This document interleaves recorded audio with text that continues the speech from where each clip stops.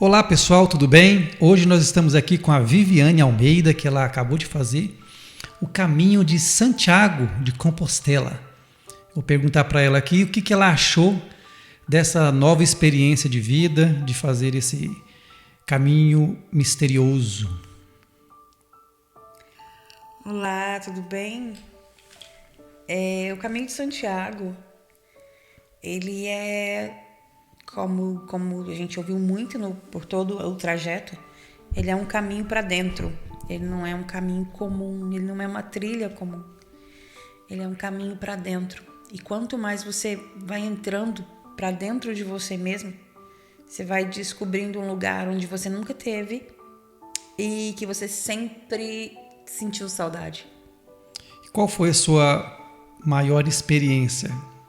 A experiência que mais te marcou durante esse caminho? Foi a questão da convivência. Assim, eu acho que você vai encontrando pessoas no caminho e todo mundo, cada um tem seu motivo para fazer o caminho. Então você vai encontrando pessoas que você vê com uma cara, com um jeito no começo do caminho e que no final você vê que é outra pessoa, que a pessoa já se transformou, já tá livre, tá leve. Faz muita diferença, assim. Isso me transformou bastante. Tá, mas conta uma experiência marcante, algo que você pode contar para as pessoas que estão ouvindo, até a motivá-las a ter essa experiência. São tantas vivências assim que eu não teria uma só, né? São várias. No caminho a gente encontrou, até agora, há pouco a gente estava conversando com a Inma, que foi uma moça de Ávila que caminhou conosco, e ela contando da vivência dela com o livro, né, do Paulo Coelho, a respeito dos cachorros, que quando ele encontra os cachorros, ele encontra bate de frente com seus medos.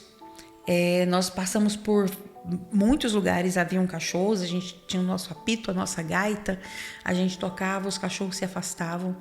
Durante o caminho nós enfrentamos sol, nós enfrentamos chuva de granizo, enfrentamos neve, vento, tivemos de tudo no caminho. E tudo isso vai mostrando quem você é, a sua resiliência, o que você pode enfrentar. E isso dá um gosto de se conhecer, de saber que você é capaz. E existe perigo, alguma coisa que possa colocar a vida da pessoa em risco, porque vai estar caminhando sozinho, vai estar caminhando às vezes à noite ou no final da tarde? Existe algum risco pessoal ou é totalmente seguro? O caminho é totalmente seguro, não existe risco, mas você precisa seguir algumas regras, que é você caminhar com o sol, né? Então, assim, não é aconselhável caminhar à noite. Então, o sol se pôs, é hora do peregrino estar no albergue, se abrigar, estar protegido. Não existe perigo à noite também, mas é uma regra de se caminhar com o sol. Então, o sol nasceu, a gente vai para o caminho. Quando o sol está se pondo, você tem que estar chegando no albergue. Mas não existe risco, você não vê nada de perigo na estrada. A gente vê as pegadas dos bichinhos, né? Porque a gente passou por dentro das florestas, então a gente vê ali as pegadas dos javalis. Nós ficamos sabendo que em determinado ponto tinham ursos. Não sei se é verdade ou se se estavam querendo nos amedrontar. Mas o caminho todo é muito seguro. A gente se sentia seguro o tempo todo. Caminhamos maior parte do tempo sozinhas. Éramos duas mulheres. Mas não houve nada. Nem por um instante a gente sentiu medo ou insegurança no caminho. Tá, e a questão dos albergues. Como que é a experiência? Albergue, o que seria o albergue? É um hotel com várias pessoas dormindo junto, compartilhando o quarto, compartilhando o banheiro? Como que é, para quem não conhece a nomenclatura, o estilo albergue? Na verdade, o albergue a palavra já diz tudo, é para compartilhar. Só que existem vários tipos de albergues. Nós pegamos albergues que tinham quartos separados, onde nós ficamos com um quarto individual, só para nós duas. E tivemos albergues onde eram separados. Tivemos albergues onde nós tivemos que dividir o quarto com todos. né? O que acontece? Cada um tem sua cama, tem seu espaço, mas o banheiro feminino e masculino é separado, mas ali na hora de dormir tá todo mundo ali no mesmo canto, criança, adulto, é mais ou menos assim. Existem os albergues que são privativos, né? Dentro dos próprios albergues existe a possibilidade, quase todos eles, existe a possibilidade do quarto privativo. Você paga um pouco mais caro e você dorme separado. E também dormimos em hotel. Hotéis que tem a parte para peregrino e hotel mesmo. Tá, mas qual é o custo disso? Um albergue, um hotel, em média o quê? Por noite, qual que seria o custo? O que inclui? Por exemplo, no albergue tem a comida, tem o café da manhã, a pessoa se serve ou ela é servida, a cozinha é livre? Como que é? É estilo um Airbnb? Como que seria o estilo de comer? Tem de tudo, né? Tem o albergue que você já chega e a hospitaleira ou o hospitaleiro te serve. Nós ficamos num albergue em Arua, que a Maria, que foi hospitaleira, ela fez pra gente uma sopa, um caldo, né, um purê, para todos comerem juntos. Nós comemos todos juntos em volta da mesa, nós levamos o vinho e tivemos o albergue que que a gente poderia cozinhar e servir para todos. Nós tivemos o hotel, onde nós fomos muito bem servidas e comemos. Então, assim, tem de todo jeito. Tem albergue com comida, tem um albergue que não tem a comida. Tinha albergue que não tinha prato, não tinha copo, não tinha talher. Assim como tinha albergue que tinha de tudo. Então, tem de todo tipo.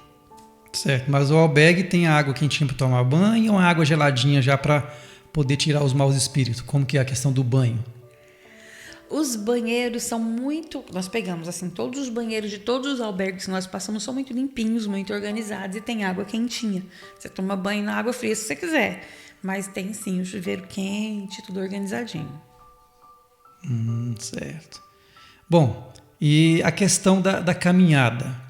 A pessoa que quer fazer o caminho, existe uma preparação para poder a pessoa aguentar o trampo ou uma quantidade mínima de quilômetros por dia? Qual que seria uma regra para a pessoa conseguir fazer sem ultrapassar os seus limites?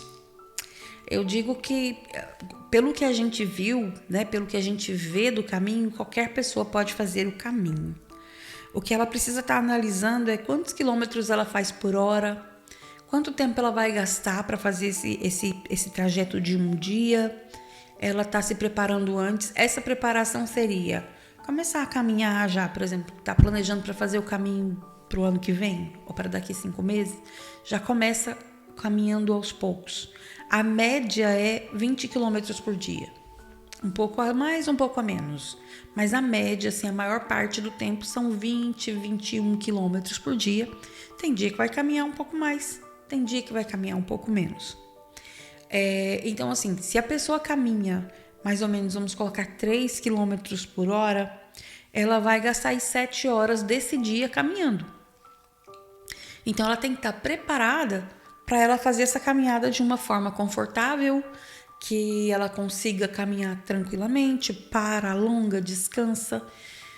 É possível qualquer pessoa fazer o caminho. Então, assim, com problema de mobilidade, nós vimos pessoas com problema de mobilidade fazendo o caminho, nós vimos pessoa muito acima do peso fazendo o caminho, vimos pessoas assim já com a idade muito avançada também fazendo o caminho. Aqui a gente pode perceber que eles têm as suas dificuldades, mas que com um bom planejamento, qualquer pessoa pode fazer o caminho. Certo. E conta mais sobre como surgiu esse caminho. O caminho, dizem que, no caso, é relacionado ao apóstolo Tiago. Você sabe a história, como que é, quem foi esse apóstolo Tiago, como que surgiu esse caminho, como que o povo... até hoje isso é falado, foi esquecido, foi relembrado. Você conhece a história? Pode compartilhar para a gente? Sim, a história é que Tiago Maior, o irmão de João Evangelista, apóstolo de Jesus, quando Jesus morreu e ressuscitou, antes de Jesus morrer, ele falou para os seus apóstolos para irem pregar o evangelho por todo o mundo, né? Então coube a Tiago Maior a vir à Espanha, para evangelizar aqui na Espanha. E conta a tradição que ele veio e foi até o fim do mundo, que é o Finisterre, que fica na Galícia. Só que ele voltou à sua terra, onde ele morreu. Ele foi morto, né? Foi esquartejado, mas antes de tudo isso ele tinha pedido aos seus discípulos que queria ser enterrado em terras espanholas. Depois de morto, os discípulos trouxeram o corpo do apóstolo e sepultaram na Espanha, na Galícia. Passaram-se muitos anos, houveram guerras, houveram historicamente falando, vários fatos aconteceram e o túmulo ficou esquecido, né? Cresceu o mato, passou desapercebido por muitos séculos. Um dia um pastor estava tomando conta das suas ovelhas e ele percebeu que chovia estrelas em determinado ponto daquele pasto. E ele foi até ali para ver o que estava acontecendo, porque caíam estrelas ali. Quando ele chegou, ele percebeu 2 túmulos. E quando ele tirou o mato, ele pôde ler as inscrições que falava que ali era o túmulo do apóstolo Tiago.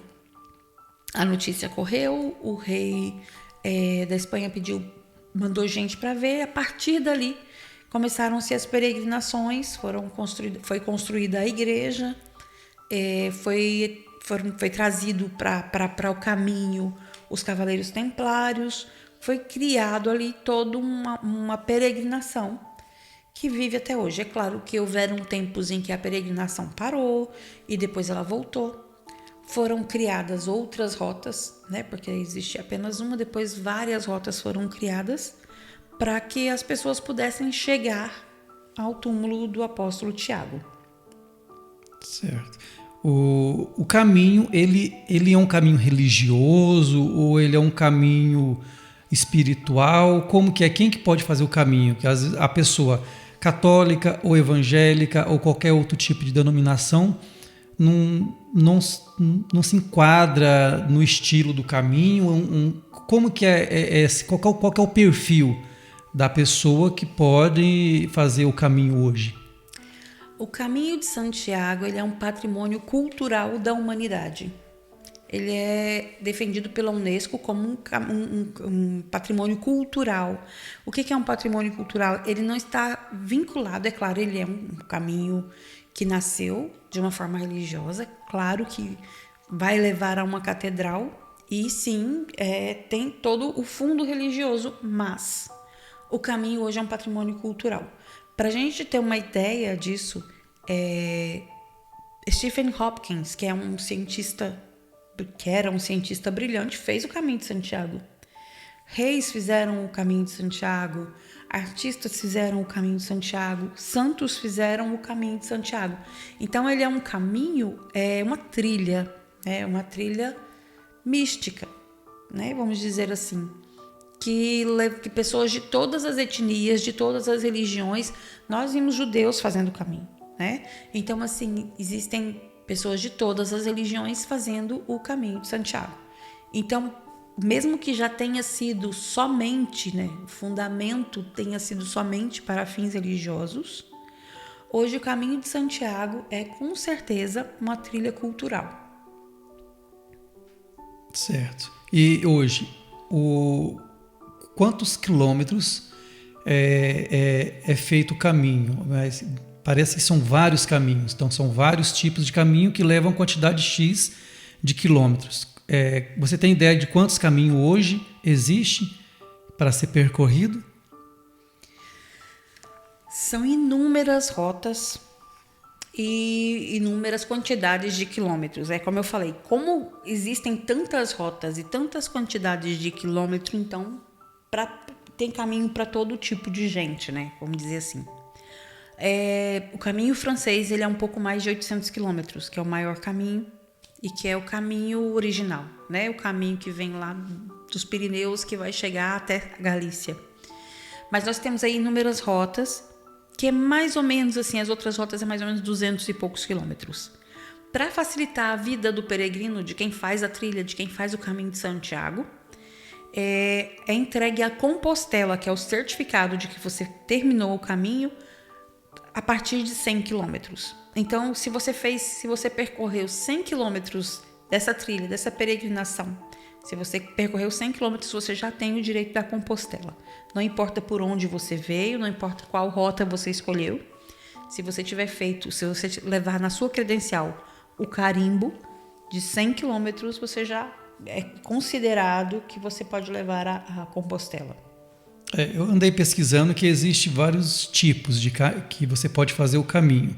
Pode ser feito a pé, de bicicleta, cavalo, até de barco. Sim. Como que é isso? Eu não entendi. Você conhece como que é feito cada caminho? O caminho de bicicleta e de cavalo. Quando a gente faz o caminho que você está atravessando, existem os sinais. Os peregrinos, né, as pessoas que estão fazendo o caminho, a gente segue a seta amarela.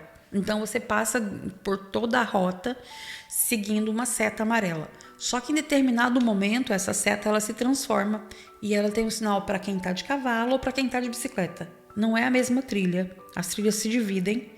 E quem está andando vai para um lado, quem está no barco vem pelo litoral. Pode vir pelo litoral lá em cima, lá pelo litoral francês, lá em cima, e vai descendo até Santiago de Compostela. E quando você vai também de Portugal, você vai de barco também até. Então, assim, e tem as paradas e tudo normalmente também. Ok. E a pergunta que não quer calar: qual foi o motivo que te levou a fazer o caminho? Eu não sei quantos anos eu tinha, eu devia ter por volta entre os 18 e 20 anos. E o meu pai me falou do Caminho de Santiago, que ele tinha lido e ele era muito encantado com esse caminho. E nós dois assistimos juntos o Globo Repórter a respeito do Caminho de Santiago. E tudo que envolvia o Caminho de Santiago a gente sempre lia, sempre falava, alguma revista.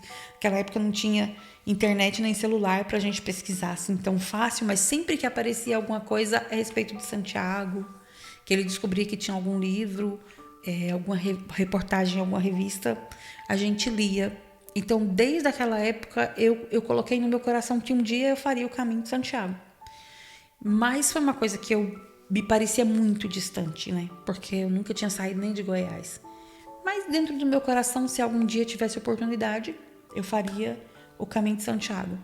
E tem uma frase que é dita para os peregrinos, que o caminho de Santiago começa quando você decide que vai fazer o caminho. Então eu estou no Caminho de Santiago há 30 anos, mais ou menos. Certo.